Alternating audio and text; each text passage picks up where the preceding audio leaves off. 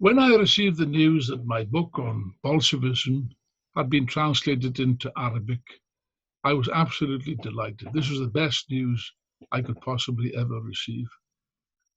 Now, I wrote this book quite a long time ago. It's been translated into many languages, but I think that this particular edition, it was translated last year, for your information, into Russian. The year before that, it was translated into Greece and so on. It must have been translated now to about 20 different languages. And yet this particular event, I think, is especially important for me and for the international Marxist tendency and for Bolshevism as a political trend. Now, I wrote this book quite a long time ago, decades ago, and I based it on my extensive reading, of course, of the subject. You see behind me rather, you can probably see my shelves, the collected works of Lenin and Trotsky, the other Bolsheviks, also the minutes of the congresses of the Bolshevik Party, which I collected when I was a student studying in the Soviet Union. Plus my own experience of revolution in many countries, in many continents, and also in Spain, where I participated personally in the revolutionary struggle against the Franco dictatorship, and subsequently in Venezuela, where I was quite close to the late President Hugo Chavez, who also had this book, by the way, was very pleased. The first book that I gave him, and he was quite pleased, very pleased to receive it. But I wrote this, I got the idea for this book when I was a student in Moscow State University in 1970, that was. And at the time, I was lucky enough to meet two very old ladies that had been secretaries of Lenin after the revolution. Now, they must be long dead, of course. They were quite old at the time. It was a brief meeting. It didn't have much consequences as such. And yet I felt very strongly that here was a kind of concrete link, if you like, a rejoining, a retying of the knot of history, a direct link between the international Marxist tendency represented by myself and by this book, directly to Lenin, to the Bolshevik Party, and to the October Revolution, which for us remains the greatest single event in human history. Now, as a Marxist and a revolutionary, I do not regard history as something dead and buried, like some kind of a dry old fossil, dry old bones in some museum. Oh, no. For me, history is something that's very much alive. It is, in a sense, from a standpoint of the working class, which is my class, that's what I stand for, it represents a struggle that started long ago and is not yet finished. Yes, comrades and friends, our struggle is an unfinished struggle, and therefore, for that reason, history contains very important lessons for the workers and the youth of today who wish to fight for a change in society. Now, that's why I wrote this book. It's not written for academic purposes. There's plenty of academic books. I'm not very fond of academics, as a matter of fact. I have rather poor opinion of them. But in any case, this book is not written as an academic thing or merely of historical interest. Oh, no.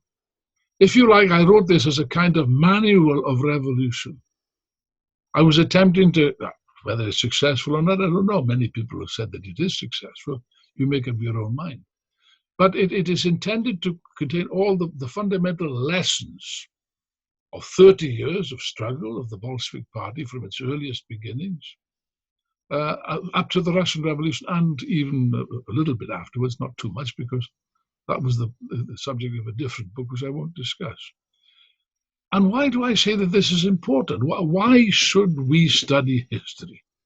I'm well aware that the postmodernists, who I consider to be absolute idiots, and who dominate universities, I'm well aware that they consider that history contains no lessons. You can learn nothing from history. Of course, they've learned nothing from history. Then they've learned nothing from anything.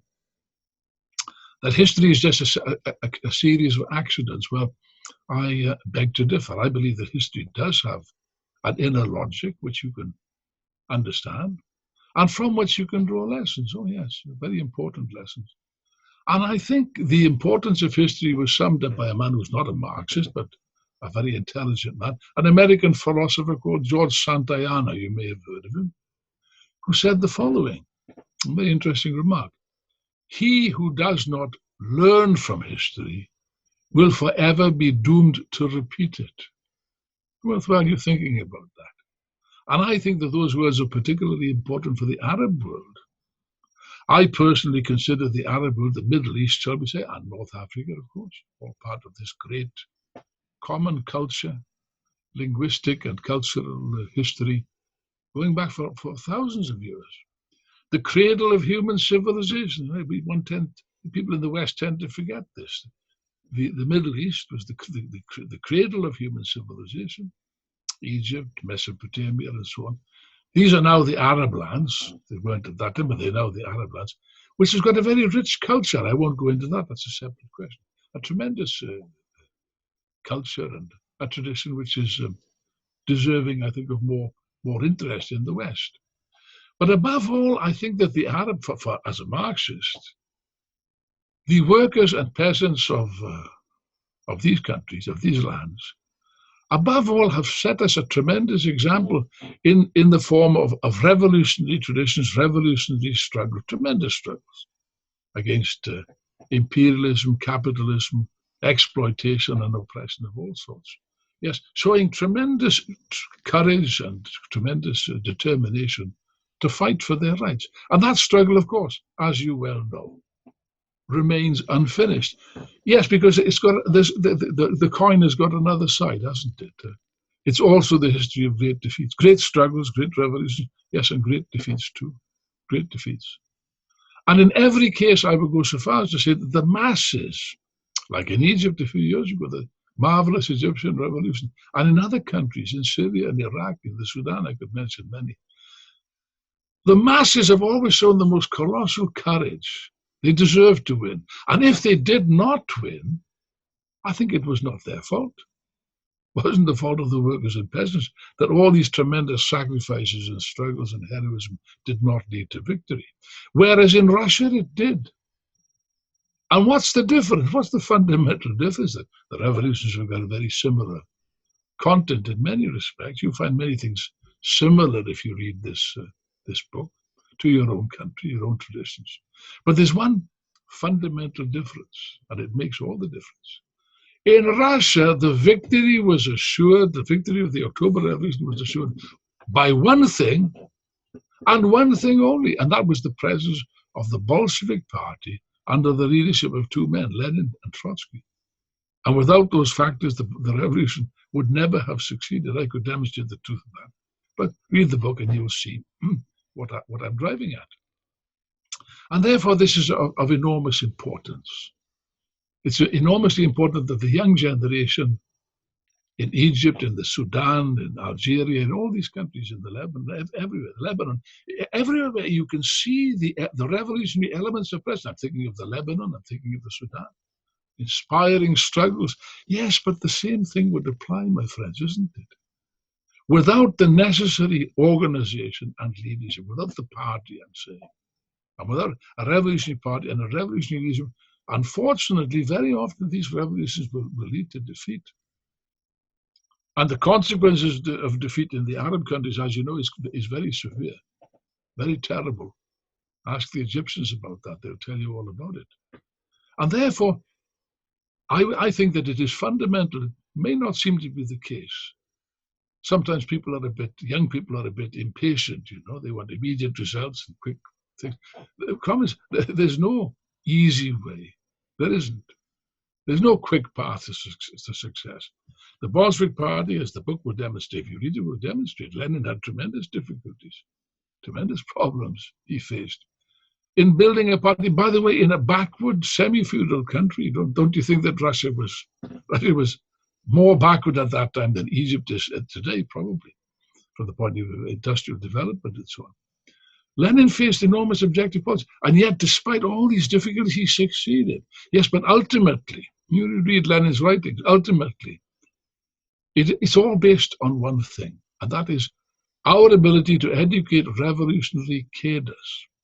One educated revolutionary is worth 10 or a dozen or 100 unprepared, untrained people. No, we need to train, if you like, The officers, the sergeants, the corporals, the lieutenants, the captains, yes, and the generals, if you like, of the Revolutionary Army. We need to be prepared.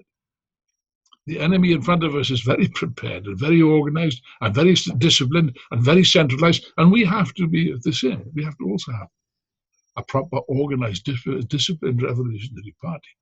This doesn't drop from the clouds.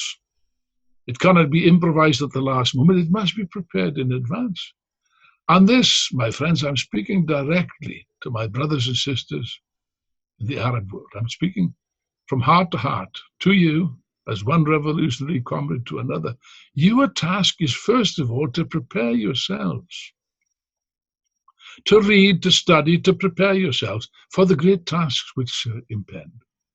Because now the capitalist system is undoubtedly in a crisis, an existential crisis on a world, on a global scale, which has never been seen before. It's never been faced in 300 years. There's never been a crisis like this. And it's pregnant with revolutionary potential. Oh, yes, enough of the pessimistic old men. There's too many of them around. Burnt out old men and women. You probably get them in Cairo and other places, sipping their mint tea and mourning about everything. Oh, everything is lost. Everything is hopeless. And so, not so, my friends. Not so. This battle is not finished. Okay? We're in a war here, and it's a fundamental war. It will continue. And as night follows day, I put this to you clearly, don't listen to the burnt out, demoralized, disappointed old pessimists. Don't listen to them. Throw them to one side. They're useless garbage. They're in our way. They're a problem. Get rid of them. Turn your backs upon them. And look to the new generations, the youth, the young people, the new generation that are rising up. They're not afraid as the old guys are afraid of their own sound of their own voice. No. Look to the new generation. That's my advice. Look to the youth in particular. And the youth must educate themselves. Yes, you must learn, young comrades, please. You must learn and develop yourselves. It's the only way, you know. That's the only genuine school of revolution. And therefore, I hope in a modest way that this book will play a significant role in helping you to understand what Bolshevism was, what the Bolshevik Party really was, what the ideas of Lenin and Trotsky genuinely were. This is important. Not for 100 years ago, my friends. It's important for you and for me and for all of us now at this decisive moment in history. Anyone that doubts the revolutionary potential in the situation better take a look at the United States. That's a surprise, isn't it? Not to me. It's certainly not a surprise to me or any educated Marxist.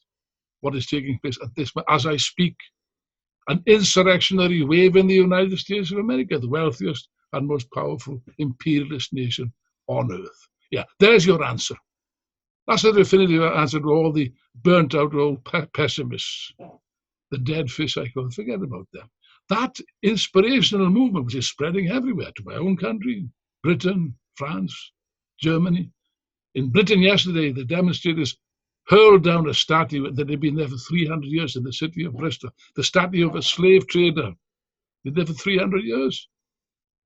And in a matter of hours, they pulled it down and threw it into the stinking waters of the docks in Bristol. Now that should tell you something about what's happening in my country, what's happening everywhere, and what as night follows day is going to happen in your country also. In Egypt, you see the elements of it already in the Lebanon, in the Sudan and other countries. But I can't emphasize this too strongly. What is missing is the essential ingredient. It's the revolutionary party and a revolutionary leadership. That's what must be created in the shortest possible time.